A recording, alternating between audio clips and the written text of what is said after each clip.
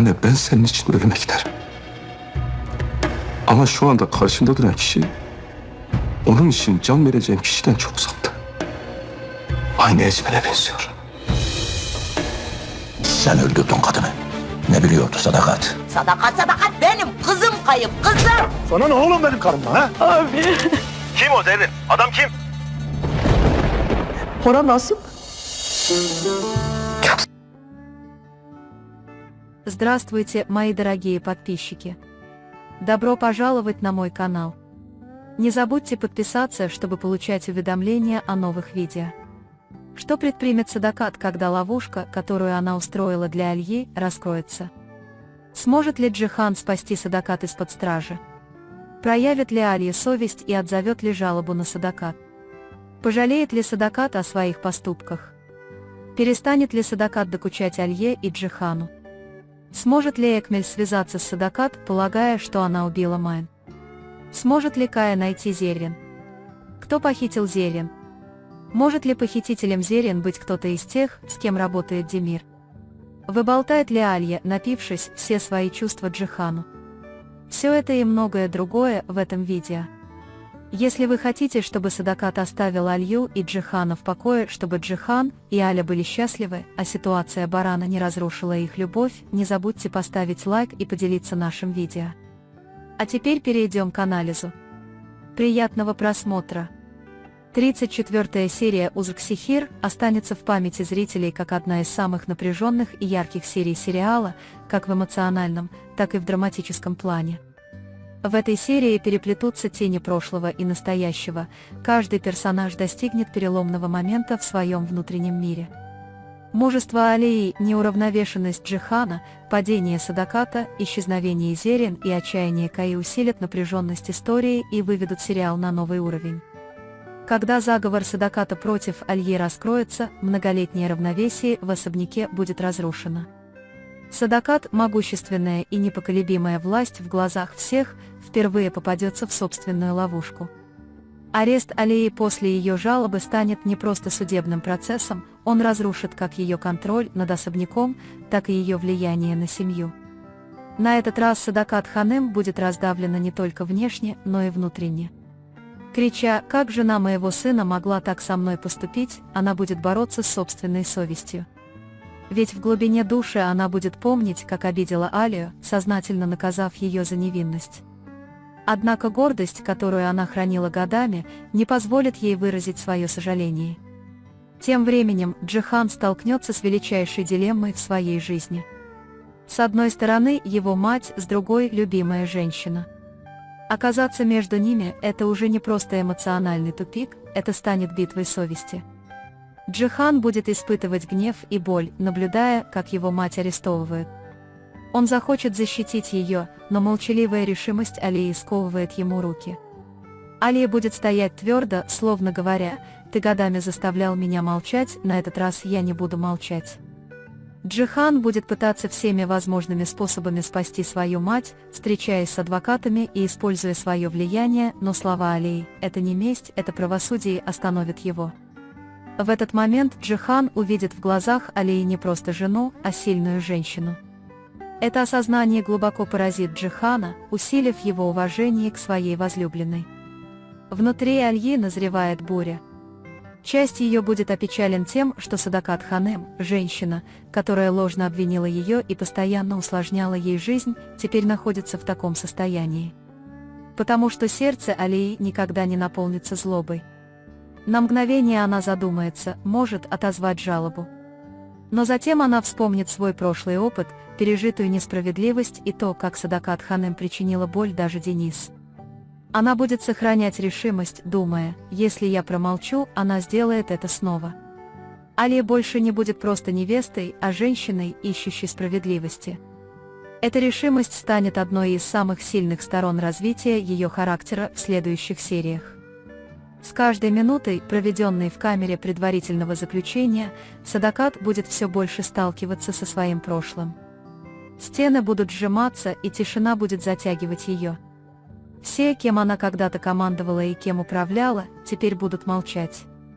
Это одиночество впервые оставит ее наедине со своими ошибками. Она будет задаваться вопросом, что я сделала, чтобы оказаться здесь, но не сможет признаться в этом. В глубине души она будет злиться на Алью и придумывать новые планы, чтобы наказать ее, но чувство вины будет глубоко внутри нее. Страх и печаль, которые она увидит в глазах Денис, подытожит все. Возможно, впервые она осознает, что причинила вред своей внучке, и в этот момент ее тяжелая, каменная совесть не сможет утихомириться. Тем временем напряжение в отношениях с Экмелем растет. Он начинает подозревать, что Садакат причастен к смерти Мины. Подозрения Алии в отношении медсестры также привлекут внимание Экмеля. Он тайно встретится с медсестрой и попытается выведать подробности той ночи. Что тебе сказала Садакат? Чего она хотела? Когда медсестра спрашивает, дрожащий голос медсестры сменяет страх решимостью в сердце Экмел. Теперь она тоже сделает все возможное, чтобы разгадать эту тайну. Когда она поймет, что смерть Мины была не несчастным случаем, а преднамеренной попыткой заставить ее замолчать, для Садаката создастся новый круг опасности. Исчезновение Зерин полностью изменит драматизм сериала. Момент, когда Зерин похищает машина, остановит жизнь каждого. Лицо Каи побледнеет, а Шахин сожмет кулаки от гнева. Фидан, рыдая в объятиях сына, воскликнет: «Верните мою дочь». Джихан и Кая начнут расследовать все связи и выяснят, что за этим похищением стоит один из бывших сообщников Демира. Но улики не сложатся. По мере того, как отчаяние Каи растет, его любовь к Зерин крепнет. Он будет пытаться найти ее всеми возможными способами, даже обращаясь к старым знакомым в преступном мире. Но когда он это сделает, место, которое он найдет, будет пустым, и только ожерелье Зерин висит на стуле. Это зрелище заставит Кая упасть на колени и безудержно зарыдать. Когда Зерин откроет глаза, она окажется в темной комнате. Двое незнакомцев, охраняющих дверь, помешают ей сбежать. Сначала Зерин будет парализована страхом, но затем соберется с духом. Она попытается понять, кто она и почему здесь. В этот момент дверь откроется и войдет кто-то незнакомый ей. Это будет враг Демира из прошлого. Цель этого человека не Зерин, а Демир. Это осознание превратит похищение Зерин в личную расплату. Пока Кая, Шахин и Джихан пытаются раскрыть тайны этого происшествия, в особняке разразится новая буря. Денис узнает, что ужин-сюрприз, который она приготовила для примирения родителей, был уничтожен Садакат Ханым. Ее юное сердце разобьется, и она молча убежит в свою комнату. Увидев ее, Джихан будет убит горем. Если у моего сына и его матери проблемы, то она страдает больше всех, подумает он. В этот момент желание обнять Алью крепче усилится, но гордость снова возьмет верх.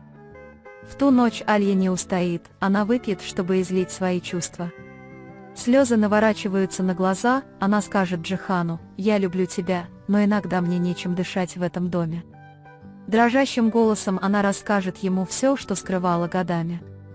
Джихан не заставит ее замолчать, он просто выслушает. В ту ночь он поймет обиду, страх и изнеможение Алии. Эта сцена постепенно разрушит все стены между ними. Ближе к концу в особняк прибудет полиция и задержит Садакат Ханым, создав полный хаос. Садакат Ханым не будет знать, что делать на этот раз.